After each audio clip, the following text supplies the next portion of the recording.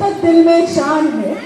नफरत बुरी है, न पालो इसे, दिल में खलिश है, निकालो इसे। ना तेरा ना मेरा ना इसका ना उसका, ये वतन हमारा है, संभालो इसे। परम सम्माननीय अतिथिगण, आदरणीय प्रार्थनाचार्य, शिक्षकगण एवं मेरे सभी प्यारे साथियों, सर्वप्रथम मैं आप सभी को 77वें स्वतंत्रता दिन की बहुत बहुत बधाइयां देना चाहूंगी।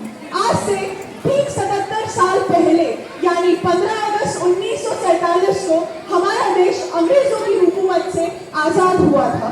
हमारे सर्वप्रथम प्रधानमंत्री माननीय श्री पंडित जवाहरलाल नेहरू ने पूरे देश को संबोधित किया था। आजादी का असली महत्व सिर्फ वही जान सकता है जिसने कभी गुलामी की हो। हम सभी सौभाग्यशाली हैं जो हमने इस आजाद राष्ट्र में जन्म लिया है, तभी तो आज हम इस स्वतंत्र हिंदुस्तान की खुली हवा में सांस ले पा रहे हैं। देशों से 200 सालों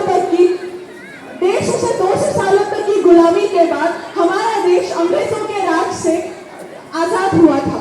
तो सोचिए कैसा महसूस हुआ होगा उन लोगों को जिन्होंने इतने लंबे समय बाद आजादी पाई होगी। गौर से देखिए इस तिरंगे को, गौर से देखिए इस तिरंगे को, सर कैसे गौरव से ऊंचा हो जाता है। तो सोचिए कितने अनमोल और कितने अनोखे रहे होंगे वो आजादी के कुछ पल। लेकिन क्या ये सब इतना आसान था? क्या हमें आजादी इतनी सरलता के साथ मिली थी? नहीं, भारत देश का जन्म बहुत कठिन परिस्थितियों के साथ हुआ था। हाँ तुमने सही कहा। भारत बहुत सारी कठिनाइयों के दौर से गुजरकर आज इस हाल पर पहुंचा है। इसलिए आज का दिन हम सबके लिए महत्वपूर्ण दिन है, क्योंकि इस दिन हम अपने स्वतंत्रता सेनानियों को याद करते हैं जिन्होंने जाति धर्म से उठकर भी अंग्रेज शासन के खिलाफ जाकर भारत को आजादी दिलाई। आज हम राजगुरु मंगल पांडे, सुखदेव, भगत सिंह, लाला लाजपत राय जी को भी याद करते हैं जिन्होंने हमारे भारत को स्वतंत्रता दिलाने के लिए अपने जान न्यौछावर कर दिए। हम महात्मा गांधी जी, पंडित जवाहरलाल नेहरू, B.R. अम्बेडकर, वीर सावरकर, सुभाष चंद्र बोस, इन सारे नेताओं को हम याद करते हैं क्योंकि उन लोगों ने हमारे भारत की आजादी के लिए कई सारे आंदोलन किए और जेलों में समय गुजारा और आजादी लड़ने के लिए जो वीर प्राप्त किया उन लोगों ने, वो हमारे भारत के कदमों में जीत ला गिराया और परिणाम स्वरूप आज भारत स्वतंत्र है। आम प्रज्ञा, परंतु किल तर महिला स्वतंत्रता सेनानीना विषयी महिलांना अति महत्वपूर्ण भूमिका अस्ति। भारतस्य स्वतंत्रता इतिहासस्य अत्युत्कृष्ट प्रमुख भागमस्ति। पूर्वजनां निरन्तरं संघर्षयां तत्रे भारतीय स्वतन्त्रतायां कार्यं कृतम् अथवा अन्तःपुरेण परिणतम्। भारतस्य इतिहासे रानी लक्ष्मीबाई इत्यादि महान् विचारकाः स्वतन्त्रतायां च राष्ट्रसंघटनायां च अद्भुतकार्याणि कृतानि कृतवन्तः अथवा अन्तःपुरेण परिणतम्। स्त्रीणां च योगदानं विना भारतीय स्वतंत्रतायां कार्ये परिपूर्णम् अन्तः। मैं तुमसे पूरी तरह सहमत हूँ।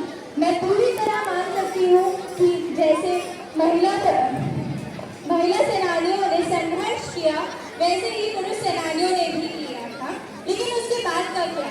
आज़ादी के बाद हमने कैसे कैसे इस भारत देश को एकजुट किया, क्या हम सब जानते हैं?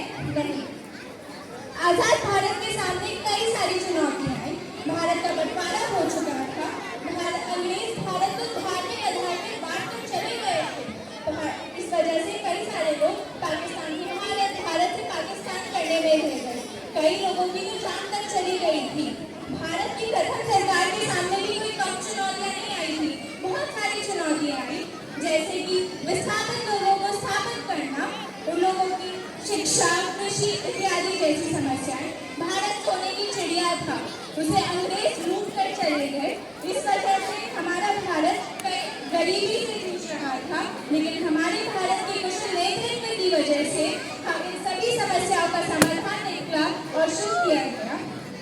अब मैं बस इतना कहना चाहूंगी, जब अंग्रेजों ने हमारे देश को बेड़ियां पहनाई, जब अंग्रेजों ने देश को बेड़ियां पहनाई, भारतीयों ने कई सालों तक गुलामी में जिंदगी बिताई, कई सालों तक गुलामी में जिंदगी बिताई। किसी ने उठाए शस्त्र, किसी ने लिया अहिंसा का सहारा, किसी ने उठाए शस्त्र, किसी ने लिया अहिंसा का सहारा। अनगिनत बलिदानों के बाद आजाद हुआ ये देश हमारा, आजाद हुआ ये देश हमारा। सही कहा निष्ठा। हमारे गांधी जी भी विभाजन के कारण से मारे गए थे, लेकिन हम हमारे कमियों से बहुत दूर आए गए हैं और हम हमारे उज्जवल भविष्य के ओर जा रहे हैं।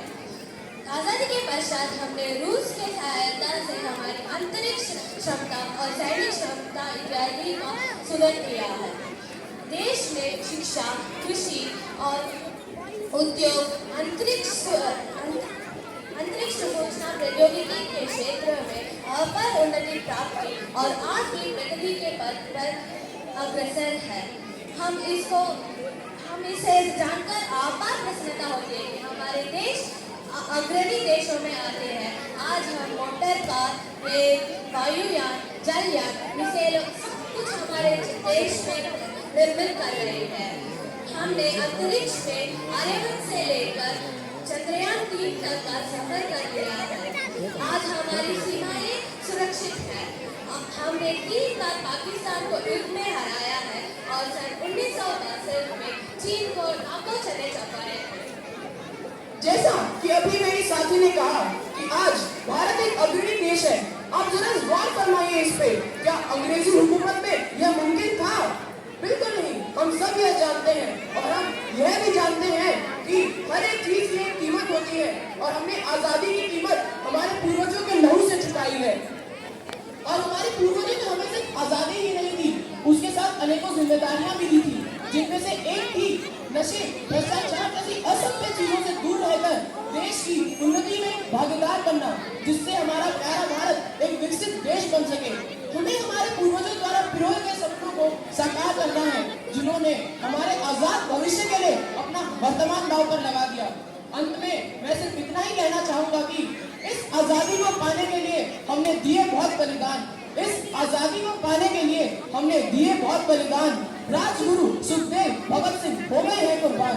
हम भी अपने देश के हित में करें निरंतर काम, वे झंडा ऊंचा रहे हमारा और बड़े देश का मान, बड़े देश का मान। जय हिंद, जय भारत। वंदे